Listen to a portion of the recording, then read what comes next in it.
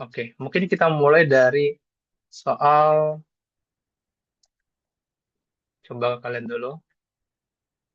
Oke, sudah nomor 9 boleh lah ya. Ini nomor 9 dari awal sudah menipu memperdaya. Tapi buat kita lihat sama-sama. Oke, sebelum kita jauh-jauh membahas soalnya, kakak jelaskan secara singkat aja tentang teorinya ya, base-nya dulu, biar sama-sama kita paham. Jadi teman-teman,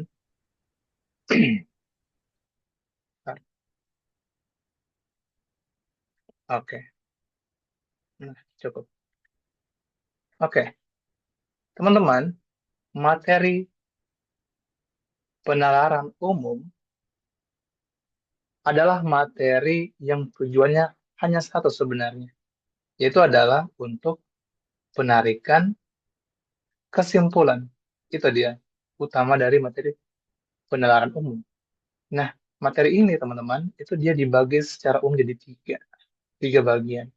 Yang pertama adalah modus ponens, yang kedua adalah modus tollens, yang ketiga adalah silogisme. Ini beda teman-teman, ponens, tollens, silogisme. Oke, nah sekarang secara umum ya gini, modus ponens. Nah, modus ponens teman-teman, sebentar akan make sure aja. Kakak khawatir kebalik antara ponens dan tollens. Oke, baik. Nah, jadi teman-teman, di materi pengenalan umum itu ada namanya premis. Premis itu adalah pernyataan simpelnya.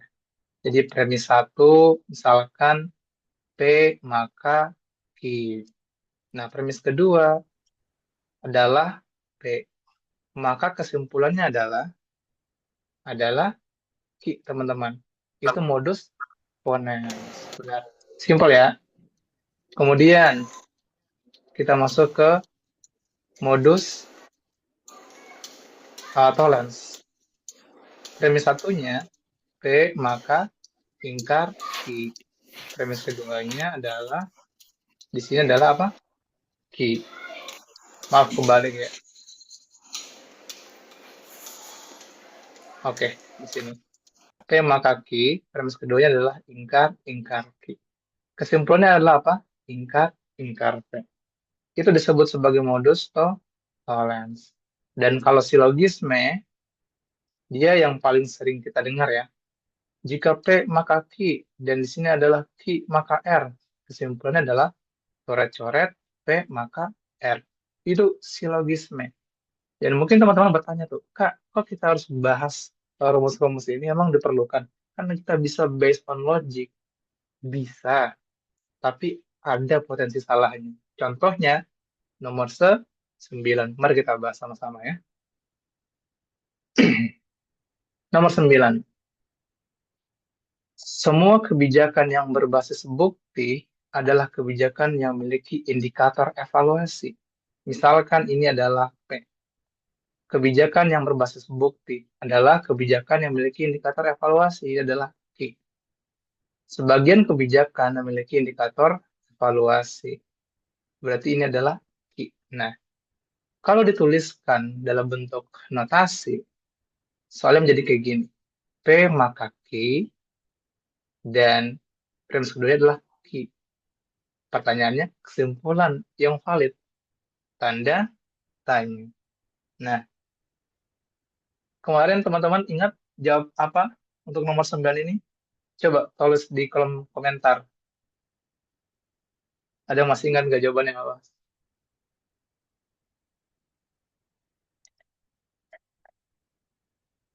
Oke. Banyak yang isi jawabannya adalah A. Oke. Jadi katanya, oh kesimpulannya adalah sebagian kebijakan berbasis bukti, Kak. Pertanyaannya, emang iya? Kita buktikan ya. Oh ada yang isi D. Oke, bervariasi ya. Jadi gini ya, teman-teman. Kalau teman-teman notice, bentuk ini tidak masuk ke dalam bentuk ponens ataupun tollens. Ponens dia kayak gini, P maka Q, P kesimpulannya Q. Tollens, P maka Q, di sini ingkar Q nih. Jadi dia ingkar P. Tema kaki di bawahnya adalah ki. Kesimpulannya adalah, nah, kakak sebut langsung ya kakak tembus ini. Jawabannya adalah tidak dapat disimpulkan. Pertanyaannya, kenapa tidak dapat disimpulkan, teman-teman? Jawabannya ada simpel ya. Pertama, karena dia tidak memenuhi unsur logik yang ada dalam penalaran umum. Oke, mungkin itu terlalu blur ya, terlalu abstrak. Mari kakak kasih contoh nyata kenapa soal itu tidak memiliki kesimpulan yang berarti gitu, tidak dapat disimpulkan. Contohnya gini, kebijakan yang berbasis bukti adalah kebijakan yang memiliki indikator evaluasi. Nah, kemudian di sini dikatakan bahwa kebijakan memiliki indikator evaluasi. Kalau kita mengambil A sebagai kebijakan berbasis bukti, ini teman-teman, emang iya, belum tentu loh, belum tentu. Karena premis yang dikasih tahu adalah, kalau kebijakan yang berbasis bukti, kebijakannya memiliki indikator evaluasi. Nah, di sini, kebijakan memiliki indikator evaluasi.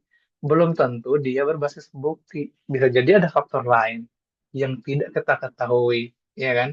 Bisa jadi mungkin karena kebijakan tersebut memang diperintahkan untuk memiliki indikator evaluasi. Bisa. Atau ada faktor indikator lain yang masuk di sana? Bisa. Kecuali, kalau soalnya kayak gini, P kaki, di sini P katanya. Semua kebijakan yang berbasis bukti adalah kebijakan yang memiliki indikator evaluasi. Di sini tulisannya sebagian kebijakan berbasis bukti. Ini jelas nih. Kalau berbasis bukti otomatis kesimpulannya sebagian kebijakan punya indikator evaluasi. Itu jelas. Ini modus ponens. Yang ini tidak dapat disimpulkan. Kalau masih bingung lagi, kalau kasih beri contoh yang simpel ya. Misalkan, jika, eh, anggaplah Ulil ya, nama aku sendiri. Jika Ulil belajar sungguh-sungguh, baik, ada sedikit iklannya. Baik, oke, maaf. Nah, di sini misalkan jika Ulil belajar dengan sungguh-sungguh, maka ia lolos skolastik, let's say. Nah, tiba-tiba di sini nih belajar sungguh-sungguh ya. Ulil belajar sungguh-sungguh. Nah, di bawah sini dikatakan Ulil lolos skolastik. Ini tema kaki. Kesimpulannya, apakah Ulil belajar sungguh-sungguh? Belum tentu. Bisa jadi Ulil beruntung tuh dalam pengerjaannya. Somehow dia memilih jawaban yang benar. Bisa jadi. Karena premis awalnya tidak memuat fakta kalau dia lolos skolastik, itu karena dia belajar sungguh-sungguh. Itu ya. Kurang lebih gitu teorinya teman-teman. Jadi make sure untuk paham bentuknya. Tema kaki di sini adalah ingkar ki, ingkar p. Tema kaki p di sini adalah ki. Di lain hal tersebut tidak dapat disimpulkan. Jawaban adalah D. Seperti itu. Ada pertanyaan?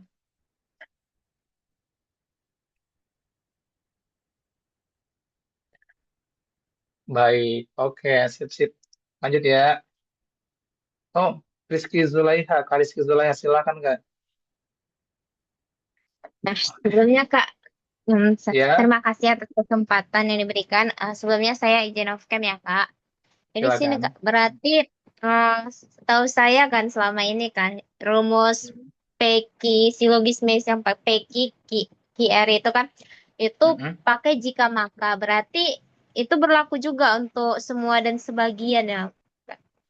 Benar. Iya, Biasanya ini saya ber... selalu gini, kalau misalnya gimana? premis satu semua, premis dua Mm-mm. sebagian, itu otomatis opsinya itu sebagian gitu. Sebagian. Setahu saya, Benar. iya. Ini saya baru tahu pakai rumus silogisme PQ tadi. Iya.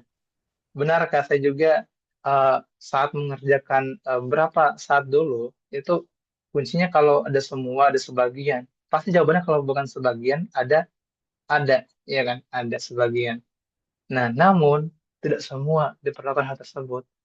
Kita harus melihat bentuknya nih, ki atau ki seperti apa. Nanti langkahnya adalah lihat bentuk secara umum, terus lihat kuantornya. Ini disebut sebagai kuantor. Kuantor itu adalah menunjukkan seberapa kuat pernyataannya. Kalau semua, itu kuat banget, Kak. Tapi kalau sebagian atau ada, itu agak lower lah kuatnya. Kekuatannya nggak seberapa. Gitu ya, kurang lebih. Semoga menjawab, Kak.